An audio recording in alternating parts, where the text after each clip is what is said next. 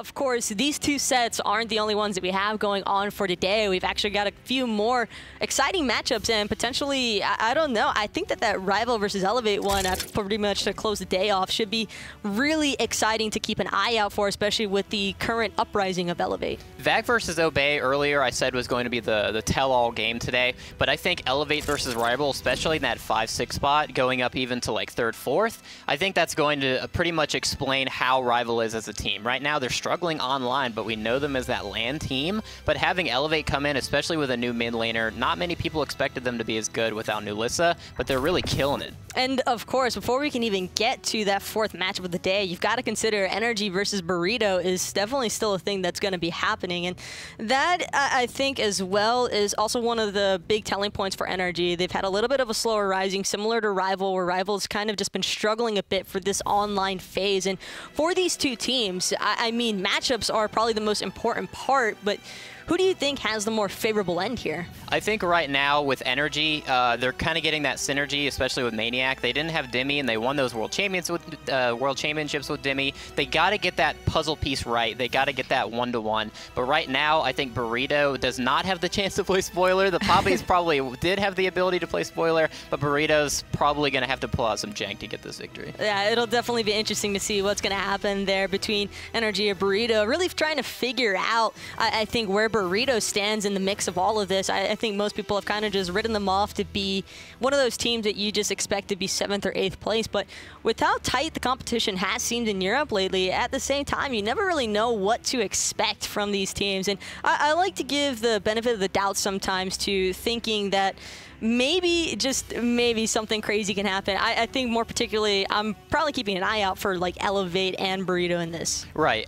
With NRG, they do sometimes play down to their competition. They maybe don't respect them. Maybe there's some sort of issue where they go too long and they say they get too scared. You know, we lose one team fight and we lose to the Poppies at 55 minutes. Like, that's very realistic. And if that happens to NRG, I don't think anyone would be surprised, especially with the split.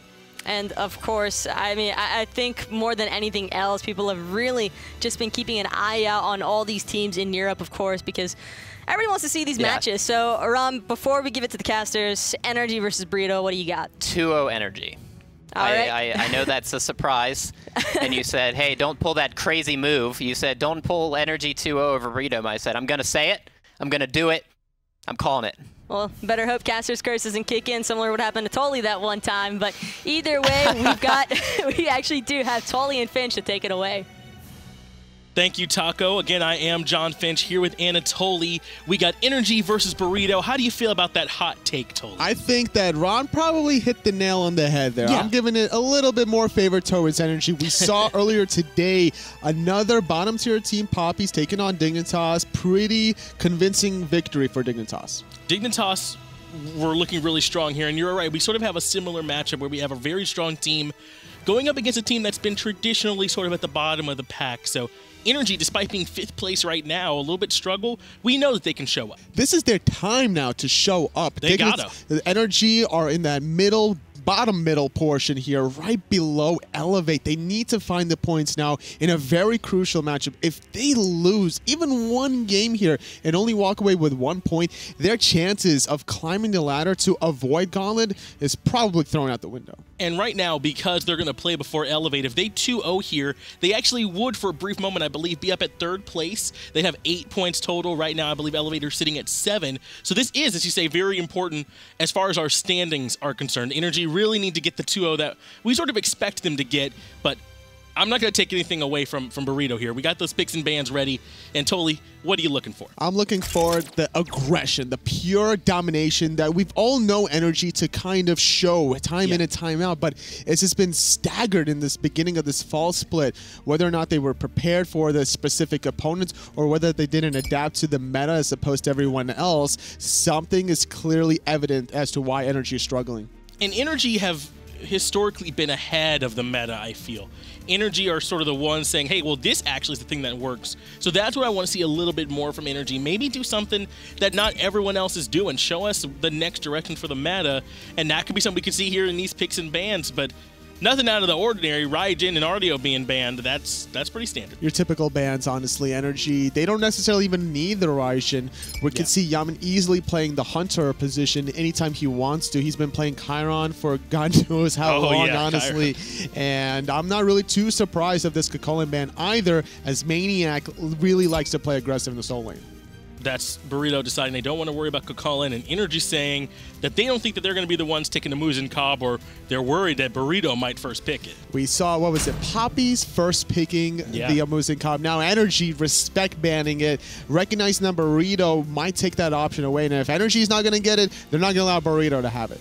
Burrito do take Erlang Shen, who we've seen become a bit more of a priority pick here lately. He's very strong over there in that solo lane, so he's picked up for Erlang. Skadi surprisingly getting through very late in this, or very late today. We haven't really seen it very often without picks or bans, and this is an interesting sight to see how the changes in the patch will actually impact her during SPL play. Yeah, Skadi gonna have a smaller area with that permafrost now, so that is a change to consider with her. But NRG, they pick up Serqet, likely gonna be for adapting there in the jungle. It's not a surprise to have him play such an aggressive jungler here.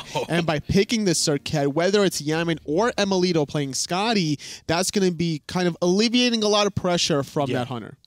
And something we know adapting can carry on this Serqet.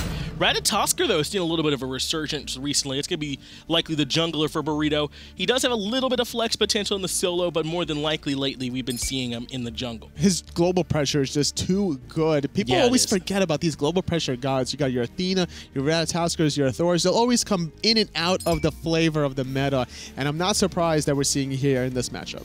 You mentioned that global pressure. We even saw a Neath last set, too, being played. So sometimes when you can have impact on other parts of the map, it's something that cannot be overstated, as Osiris ends up being the pick for NRG. So we know maniaKK likes to play that Osiris. Very aggressive god in the soul lane, very aggressive player in the soul lane. So why not put 2 and 2 together? NRG got the solution that they need. Banning away Fafnir and Sobek, not going to allow this sort of peels or objective control. That's 4 Guardians that have been taken away. So the pickings are getting a little bit slim. Might see something like a Sylvanus end up coming out as Soul, locked in for NRG. Still a bit of flex between Skadi and Soul. Sylvanus, look at you. I was going to guess maybe Ganesh, since that was available. That's true. Could have been an aggressive option paired with Ratatoskr and Erlang Shen, but the problem is those 2 frontliners are very aggressive, so you need a more defensive option. So Sylvanus locked in with Zeus having huge AoE control. Zeus being picked up by Burrito. Okay. I mean, that's a lot of damage, Totally. It's a lot of damage. The Zeus juice paired with the wisps from Sylvanus. Burrito's got, you know, their little toppings on the plate as Athena gets wrapped up for NRG. Having really good global pressure with this Athena is going to make it difficult for Ratatoskr to really get the efficient ganks off. Yeah, the lockdown between Serqet and Athena could be hard for Burrito to deal with in that 3v3 fight. If it is that 3v3, Athena might be over in the long lane like we've been seeing a little bit more of lately, so it's hard to tell, but that's what we're going to see here. Burrito versus NRG, game 1 of set 3 for y'all with our EU side of things on Saturday. Let's take a look and see how they choose to start off. It is going to be Yammyn taking Soul mid, emilitoo taking Skadi to the ADC role, but is he going to take it in the long lane? Looks like he is. It's not a bad idea to honestly leave him alone in that long lane. Allow him to just absorb as much farm as possible, whereas if he were to go in middle, he would consistently have to 2-man split the way with Yammyn and then 3-man split a bunch of jungle camps, which would potentially allow Kespainify on the Jing way a little bit slight edge. And we talked a lot about how much control in not just in this mid lane fight, but in the jungle is important. That's something that Athena on iRaffer is going to be giving you plenty of. Sometimes we even see her in the jungle because of how well she does there. Really surprised that FaraKrik didn't opt to go for the shield, instead going for that chain lightning. The shield, by in-handing the shield, you're hitting the whole entire wave guaranteed, but I think the idea there for FaraKrik was to get the chain lightning so you would have poke potential before the wave enters. And he's going with the Santa time start. We don't see Zeus a whole lot anymore, so we haven't got to talk a lot about what the starter options are, but the Santa time, just trying to get more cooldown. That's what it seems like to me. You can never be put in a position without mana, honestly, and Santa times is great for sustaining purposes, just to spam as much as you want. The 10% cooldown reduction is also certainly going to help once you hit that ultimate marker. Fusify trying to rotate over here. trying to look at those oracles, but I think iRaffer and Yammyn might have started up a little too soon.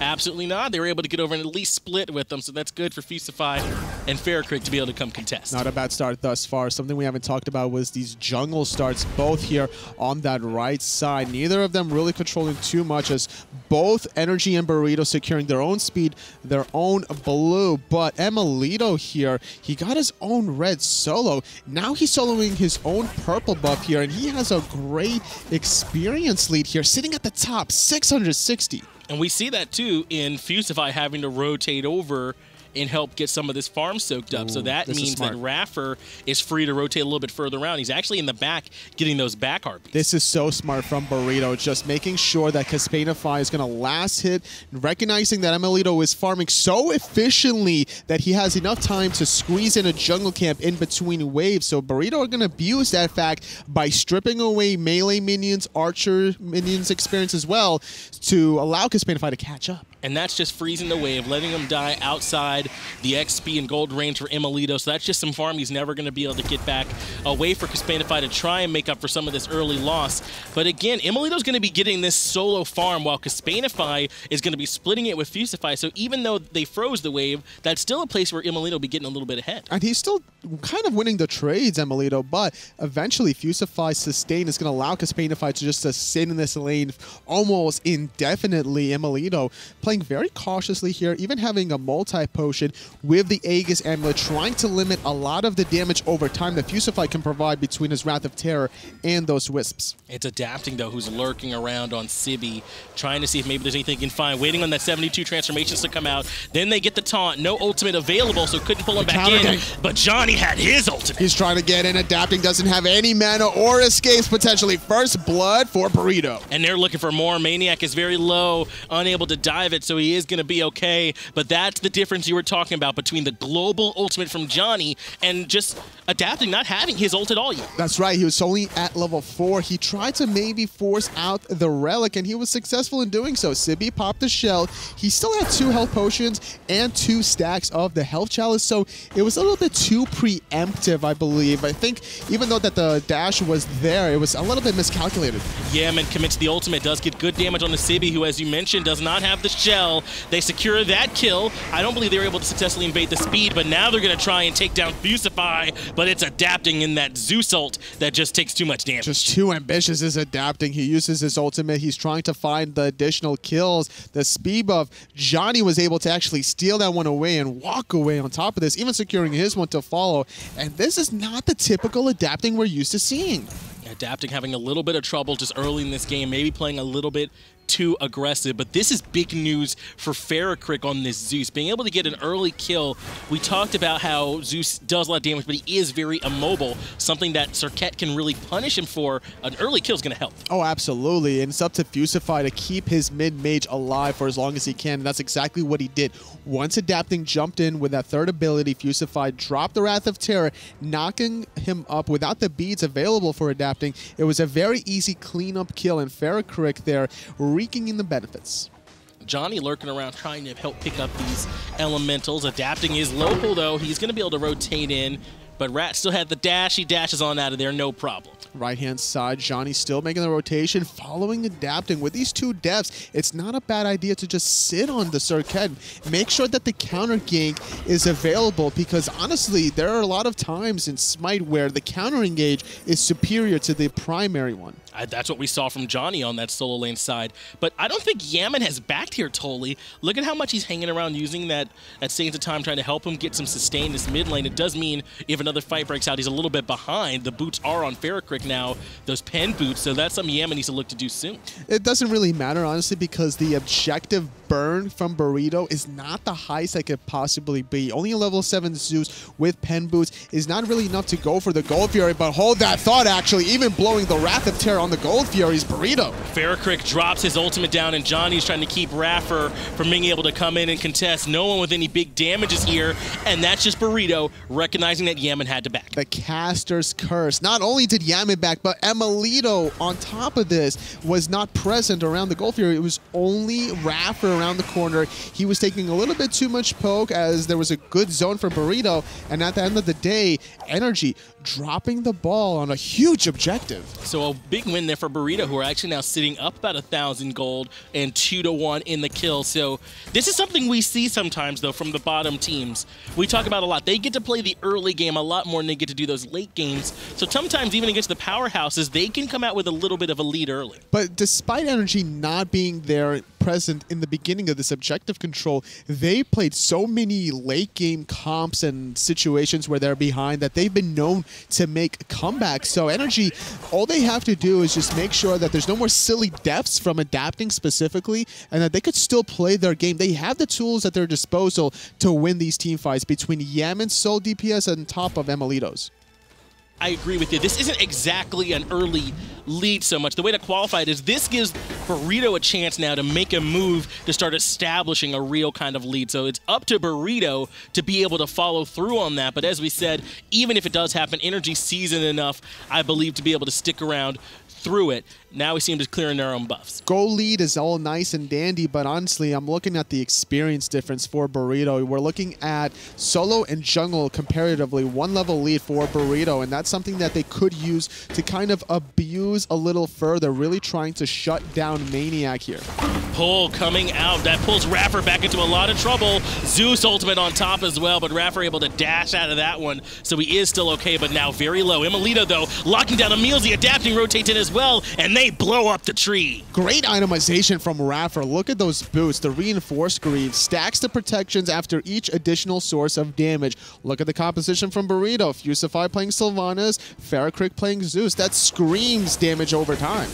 And that, a big part of what was able to get him out of there with such low HP, and Fusify, who committed hard onto that kill onto iRaffer, gets deleted by the rotation from adapting and the damage from Yammyn. Now the kills are 2-2, and that early, little beginnings that we were talking about have started to evaporate a little bit, and NRG are back in a good even spot. iRaffer's been known to play selfless every single moment of his Smite career, even switching to the support role back in the day. He wasn't originally a support as he started playing competitively, but now he's showing us all why he's still one of the most dominant top-tier support players.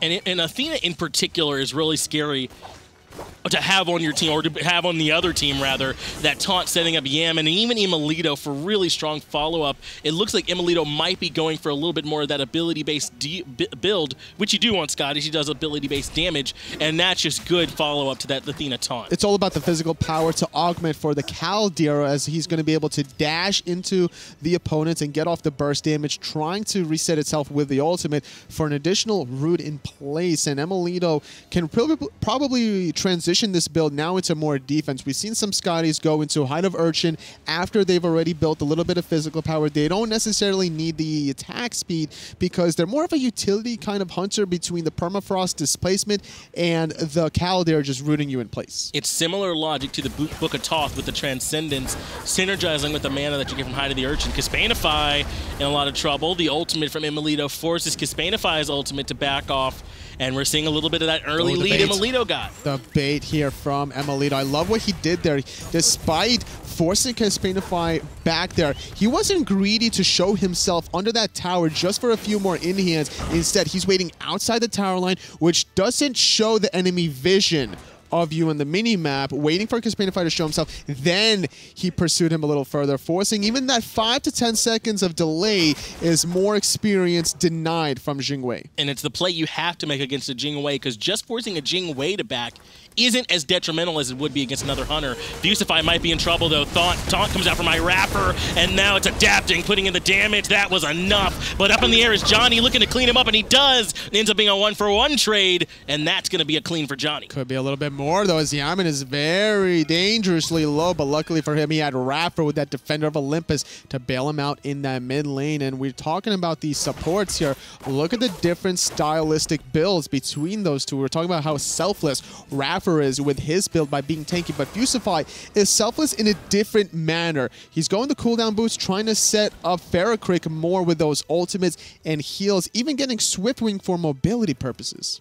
It's too bad I didn't have enough mobility there. Getting caught out was the tree. Maybe a little bit more ward vision, because iRaffer and adapting can punish you quickly. Now Dzoni getting taunted back in, but it was FaraKrik who was ready to follow up with a little more damage. And totally, Sibi's under a lot of trouble here too. I think he had the ultimate ticking, but maniaKK got him too quick. Just not enough time, and I think maybe even if he did hit that ultimate, if maniaKK connected with that Lord of the Afterlife, that's 100% healing reduction. That's a great counter pick there for maniaKK, just dominating this solo lane now. He was one level behind, but with this death here for another 15 seconds for Sibi's respawn, that could be the experience per minute gain that maniaKK needs. And that's very important for NRG. They already had the outside lane with emilitoo on the long lane. Now if they can get maniaKK to the point where he's held up a lead, they're winning both these outside lanes. Sure, Dzoni's still a little bit ahead of adapting after his rough start to the game, but everyone else I feel like is coming up NRG. And I think the reason why we saw that solo kill on the right is the different choices of build.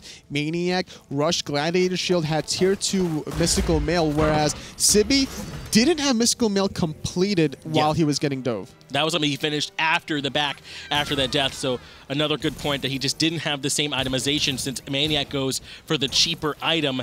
Now it's him adapting, trying to keep Sibi away from his lane. Fusify, though, rotating in. Ratatoskr forces the beat down from emilitoo. A little bit too late, though. He was already up in the air. But now that Defender of Olympus could be coming through, and there it is. Fusify in trouble, getting taunted back in. emilitoo has the damage. Kespainify trying to force them away. Just body blocking in those minions, but it's not enough. emilitoo getting credit for that one. And I like what iRaffer did there. He was holding his dash. He's like, all right, emilitoo, you have about 5 seconds to get this kill, or else I'm going to confirm it myself. But luckily, emilitoo connects with the enhance, finds the kill. Kespainify getting caught with a taunt. Gonna take a little bit more damage than he probably wanted to, but using that gust and dash combination just to get away. And that poke was pretty meaningful because Kespainify didn't even have that ultimate remaining. He wouldn't have had that escape tool. He had to use it off the back of the initial gank. But now that passive gonna help him come back in. And look at the ward iRaffer placed just now. It's specifically to catch Kespainify coming back in with that passive. Very nice placements of the wards, and I like what NRG are doing here, utilizing iRaffer's global ultimate for the bait. Wherever Fusify is gonna go with that Blink Wrath of Terror, iRaffer's gonna be there to respond, especially in the dual lane, as emilitoo is gonna be a nice juicy target for Burrito, considering he's playing a Skadi that doesn't have an escape. It even helps neutralize a little bit of what Dzoni does when they recognize that he's up in the air making one of those rotations. iRaffer can sort of put another body in that lane as well. So iRaffer coming up very big for him with this Athena sitting 0-0-3 right now with that perfect support slash line. Fusify, on the other hand, has dropped 3 times already. He's been a bit of a target for NRG. These 3 triangular wards from NRG, one between the red and the purple right up top, one actually on top of the red, and then one between that tier 1 and tier 2. There's nowhere that Kespainify can go on the left-hand side without being spotted, giving NRG enough time to either adapt to the rotation from Burrito or look to put pressure elsewhere. And we've talked a little bit about this before. Hi to the Urchin when you're ahead is such a strong item. Helps you build that lead. Dzoni, though, up into the air. Recognize they were on the Oracles. Ratatoskr comes out, and Dzoni drops it on as well. But there's that Defender of Olympus that we were talking about, and he could potentially be in trouble. Yammyn not able to hit anyone with his Supernova ultimate, so that's one cooldown he won't have as everyone backs off. Bit of a wash. 3 ultimates being used for Burrito, 5 for NRG, as there was a little bit of aggression in the solo lane, but no deaths to speak of as we approach the 15-minute mark. Burrito, they got the earlier Gold Fury, but they're not wanting to press it on further, considering that NRG has it all backed. This is their best Gold Fury ultimates that they have, though. FaraKrik and Kespainify are the ones they're looking for. As Fusify still looking for plucks he can find in mid. So I might not be too surprised if they try and force it here in the next few moments. It wouldn't be a bad idea just to use Fusify those plucks there, because of he's able to throw it out through the wall. He can even bait himself out a little bit further, considering now that he has that Lotus Crown. The longer these team fights last, the more favorable for Burrito, simply because of the heals and the extra protections on that item. Looks like FaraKrik and Dzoni are looking to start up that Hi to the Urchin as well. FaraKrik, very immobile, gonna be relying on a little bit of that extra protections. Has the penetration with Spirit of the Magus. It's gonna provide him an extra burst, simply because you're already stacking it up with the Chain Lightning, with your Zeus ultimate. You can even try to blow up iRaffer despite already having reinforced Greaves. That penetration will melt those protections.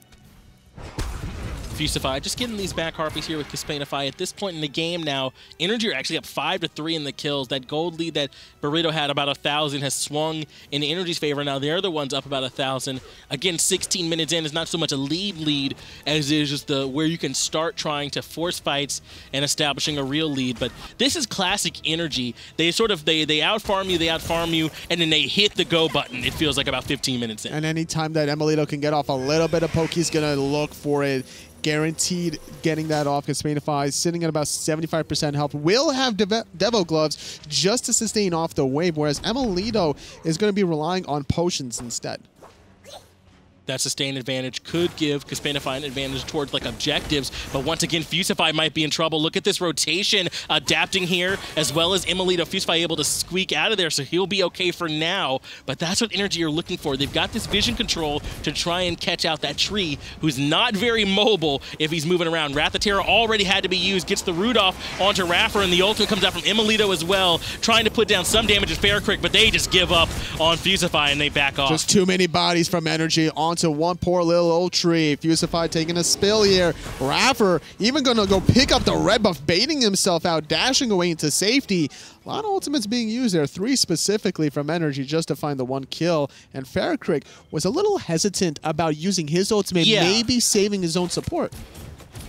If NRG being patient through the early game is classic NRG, then iRaffer diving in to pick up that red buff at the end is classic iRaffer. You know, he does not want to let that buff sit on the ground. He wants to pick it up, and he's happy to do some damage. But now NRG have a chance to start up this Gold Fury if they feel like they got the advantage. I mean, it's all about efficiency, right? And even if your support picks up the red buff, the ultimate damage from Defender of Olympus, if it's confirmed, does a lot. And you can even use it just to secure the Gold Fury, which could be the case here. But Fusify respawning is approaching closer to this objective. And we won't have our soul laners as a part of this if it starts up, which it looks like it won't be. They're not rotating. maniaKK and Sibi just kind of been slapboxing over there. And we talked about earlier how things had sort of maybe gone maniaKK's way, but things are looking just pretty much evened up for him. emilitoo really using that permafrost to his advantage. You get an additional movement speed that's able for you to cut the distance just to throw that ice spear and slow your opponent for maybe 1 to 2 extra in-hands. And emilitoo's been trying to squeeze that playoff in between every single wave, slowly chipping away against Kespainify, trying to bait somebody to also make that rotation to deal with that aggression, and then NRG got that Athena ult.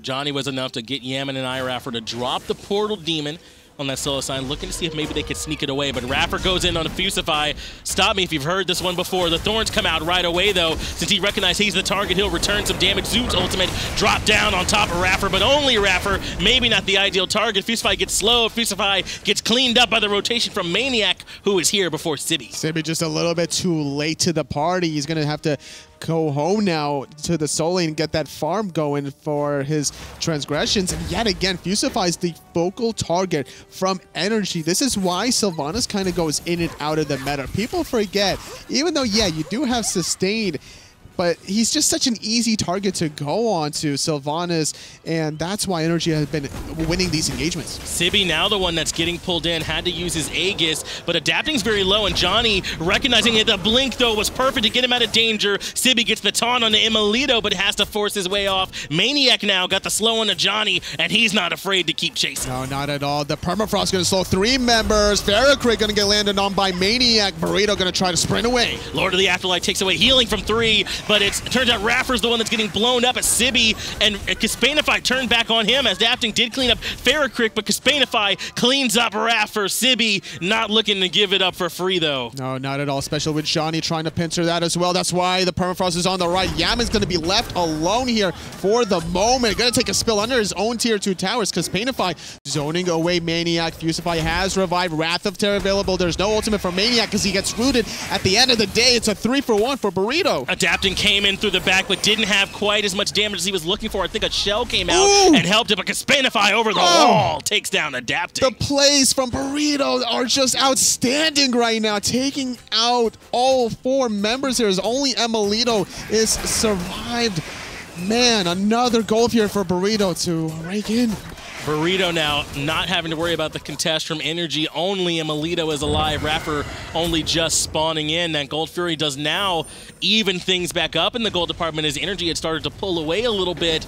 And now 7 to 8 of the kills, 21 minutes in, and Burrito looking like they can hang with the world champ. It looked really good for NRG to start things off. Permafrost onto 3, Lord of the Afterlife is zoning FaraKrik away. The ultimate wasn't even available for FaraKrik at the beginning of that engagement because of everything that transpired in mid lane, but the sprint from Burrito allowed the disengage to occur, and then once NRG overstepped a little bit too far, both Yammyn and emilitoo took too much damage from Sibi, and that's where things started to go downhill. Because of how aggressive NRG were, they didn't have the protection for their backline hyper carries. Now this has set up Dzoni and Kespainify into a really good spot. Dzoni now about 2 levels up over adapting, sitting 2-0-2, and Kespainify 3-0-0 already has 1 Poison Star online, and now he's working on that Wind Demon, so he's ready to start critting in these next team fights. Those are going to be big focal points for Burrito. Gonna have a lot of mobility. Nice double taunt from iRaffer, but it's only maniaKK here to follow up. No one else from NRG, but at the end of the day, that's still not a bad idea just to do, simply because you could maybe bait out some relics if there's no vision from Burrito. That taunt must be respected potentially. They might have, as the Portal Demon goes the way of Burrito too, so they're forcing their lead. Sibi, though, now getting pulled into 3 members. He's very tanky, but the sprint comes out from NRG, locking him down with the stun is maniaKK and forcing him back. Lord of the Afterlife comes out to stop the healing from Sibi as well, and Dzoni's up in the air. It's going to land onto 3 in the backline. The Zeus ultimate, the pull back onto emilitoo. They're not using the detonate quite yet, as adapting is thanking his lucky stars under the tier 1 tower. But this still comes out as a win for Burrito. They take the Portal Demon, so even though no kills come off on the back, the fight starts looks like it's going their way too, Toli. Yes, wow. Everyone from NRG just so low, they can't keep up with the damage from Burrito and on top of the sustain, and now Burrito feeling so confident, they're going to go for this Fire Giant. This might be the right call. Only Yammyn is around, and Fusify is zoning him away from it. They steal away the Fire Giant after getting the Portal Demon. They come right back off the respawn through that portal, and now Burrito are the ones here in control. Who said 8th place, Toli? They don't look like it to me. Not at all. Burrito are a different team on all cylinders this game. Just came prepared. They did their homework. They have the composition that they wanted to between the global ultimate from Dzoni, making the counter engages happen that really shut down the aggression from adapting early game. And then in this mid-game team fights, it's all FaraKrik and Fusify using their AoE control, making it very difficult for NRG's backline to follow their front line. And I think you're exactly right when you point out Dzoni in this set. He's been huge setting up big FaraKrik ultimates. He's been big setting up the damage coming out from Kespainify, and in particular countering adapt in the early game. He's just been getting blown up a little bit too easily. That Hide of the Urchin has not gotten any stacks yet. Typical NRG fashion. Whenever they're behind or fearful of getting more behind, what will they do? Split push. emilitoo, left-hand side, will get this tier 2 tower, and someone from Burrito need to respond if they want to keep their Phoenix alive. Tier 2 tower falls in right in favor of Burrito as well, and now they're grouping up as 4 members to try and push down this tier 2 in mid as well. They got the Fire Giant, and they are up about 2,000 gold as well. Kespainify not here yet, so that might be why they back off. They don't have their main structure damage dealer just yet. Now, it's not too much of a goal lead for Burrito, and they didn't get any Phoenixes, but the main difference is just how much sustain they'll have on top of this Fire Giant buff for another 2.5 minutes. They already have Sylvanus heals from Fusify. You add Fire Giant regen on top of this, and now these 3 remaining towers, it's going to net Burrito 3,500 more gold if they secure it. And they haven't had a chance to build into any anti-heal yet just so far. Looks like emilitoo does have the Brawler's Beat Stick, but I think that's all they have. Maybe relying on the Lord of the Afterlife from maniaKK? Yes, that's exactly what it is. There's going to be a lot of pressure onto maniaKK in terms of hitting that ultimate. And however, he's been doing it. Yeah, we see iRaffer getting taunts, so it's obviously a good synergy. You taunt them into Lord of the Afterlife, prevent the healing from Fusify, look to blow them up. Sibi got hit by that Lord of the Afterlife in that last engagement, but it didn't really matter. He was still able to walk away because that turtle shell giving him the health shield that he needs. And it looks like emilitoo goes back and buys one of those power potions too. He recognizes that they need to stop this push from Burrito, so he invests 500 gold into a temporary boost as iRaffer goes in, gets the 2-man taunt. Adapting is here to blink in on the Kespainify to try and shut down the damage, but Burrito keep level heads, and they don't give up very much from the commitment, and even Dzoni is split pushing in mid. He is not even worried at all. He still has his ultimate available. NRG recognizing critical moments in the game, and that's exactly why emilitoo purchased that red potion, recognizing that if they lose this tier 2 tower, they're probably going to lose this game. Adapting rotates over to middle to try and slow down Dzoni's push in the mid lane as the fight breaks out in the tier 1 tower as well. Fusify gets the ultimate off into multiple members. Yammyn already very low, has to pull out the Aegis. Dzoni is in the air though, waiting on that Aegis to run out, and he lands right onto Yammyn, who gets the disapparate off, so he's still okay though. Sibi is in the backline. Dzoni takes down maniaKK, no problemo. Adapting, trying to keep Sibi back, and they do. Yammyn and emilitoo are just too grouped for everything. They're taking damage at the same time. That's not what you want your two hyper carries to do, and Burrito are just exploiting this fact. maniaKK doing what he could, trying to zone for as long as possible, but he would take the ultimate tumble. Finally, tier 2 towers and the tier 1 on the left does get taken out, so Burrito getting that 3,500 possible gold on top of the gold fury, now their third one of the game, extending their goal lead to 8,000. Totally, we have the names right on this game, right? They're not, it's not like a production area. They're not flipped around. Burrito right now is out in front of NRG, and it's looking good. They're up 8K gold, 8-8 are the kills. FireGiant will be back up in another minute, and Burrito are looking to establish themselves a lead over around that FireGiant pit. All tier 2 towers have dropped, and Phoenixes are available. Burrito are finally in control. There's still that ticking time bomb, though, at the back of everyone's mind that you have to keep in track of, because the late game from NRG is very powerful. We're seeing Yammyn on the Soul. He only has 3.5 completed items, still working on this Rod of Tahuti, and once that's completed, that's going to be a huge power spike, but Burrito are not willing to wait. They're going to get this Portal Demon, set themselves up for this next FireGiant respawning in 25 seconds. And it's not just that they're late game, but that they have late game tower destruction as iRaffer appears to be the call from Burrito. Once again, Fusify knocks up 2 members, and Dzoni's up in the air, lands down, cleans up iRaffer, and the damage from FaraKrik is too much. maniaKK has to back off, but Kespainify gets pulled back in. Fusify comes up big with the pull. maniaKK can't escape. Sibi gets credit for that one. 3 quick kills for Burrito. Burrito just unrelenting pressure applied onto NRG. Nothing that they can do. Don't even care about FireGiant that respawn because of the direction that they were at once those 3 kills happened. They were right next to the mid Phoenix. They have enough time to get this mid Phoenix, stop the split push in the mid lane, and then secure the FireGiant afterwards. And Yammyn couldn't even be there for the defense. Dzoni is keeping Yammyn busy, not just busy, sending him back to base. Dzoni cleaning up the kill into Yammyn. Portal Demon still up for a few more seconds, and now with that Phoenix taken, they can come back to the FireGiant while NRG has to defend mid. What an impressive performance all across the board from Burrito. Every single individual member, you got to tip the hat to Burrito here. They're going to get their second FireGiant of the game, and with all these towers from NRG gone now, they already got the mid Phoenix beforehand. Now they're going to go look for those 2 side lane Phoenixes. And this is a big deal. Burrito and NRG need a 2-0 here, totally. They've got to find a way to defend this push from Burrito right now. Burrito getting a split here could get them tied up with those 7th place teams, get them out of the bottom, but NRG, if they want to compete with Elevate right now, if they want to compete with Valence, they need this win. You were talking about like if the names were switched, and I had to double check with my own eyes just to be sure if that was the case. iRaffer using that ultimate defensively for himself, getting back to the fountain. And this is going to be a very tall uphill climb for NRG to get back into this one. They're already down 11,000 gold, having to defend fire minions from their middle lane. And then on top of this, another 3 minutes of a FireGiant siege from Burrito. Now, you talked about this already, the late game composition from NRG.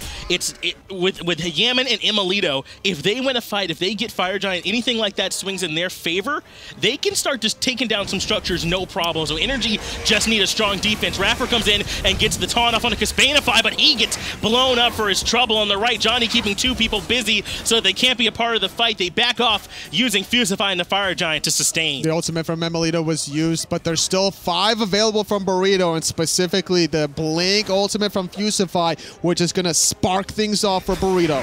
And there it is. The Blink ultimate takes beads away from Yammyn and emilitoo. They won't have any more CC cleanse available in this engagement. Phoenix already down to half health. Sibi getting taunted in the back, but he's just too tanky. The ultimate comes over the top from FaraKrik, and Adapting actually goes into it to try and taunt Sibi. Kespainify blows up Yammyn. Adapting gets taken down by Dzoni, and he's up into the air. Burrito look like they could take a game off of NRG. That's exactly what's going to happen here, John. The Titan is being aggressed on all 5 members from Burrito. Stand strong, and NRG's Titan takes a fall. Oh, totally. Wow. Totally. Burrito up 1-0 against the 2-time world champions. 8th seed don't mean nothing in EU. And we got another game. Be another game, totally. Wow. I'm utterly speechless here for just how outstanding Burrito have been playing that game, honestly. Like, whatever is going on with NRG, like, that seems to be, like, the reoccurring theme in the pattern now. So I'm not even too, like, worried about discussing that, but I am so impressed here from Burrito. They played their composition perfectly. Fusify setting up the knock-up from Dzoni on that Ratatoskr was huge this whole game, and then FaraKrik immediately following up with all that damage from Zeus. That combo worked perfectly for them all game, and NRG didn't have an answer. I think it's all about the mentality here. The Dzoni counter-engage onto Adapt and getting the first 2 kills onto him really shuts down the possible momentum that Adapting could have got on that Serqet. So heading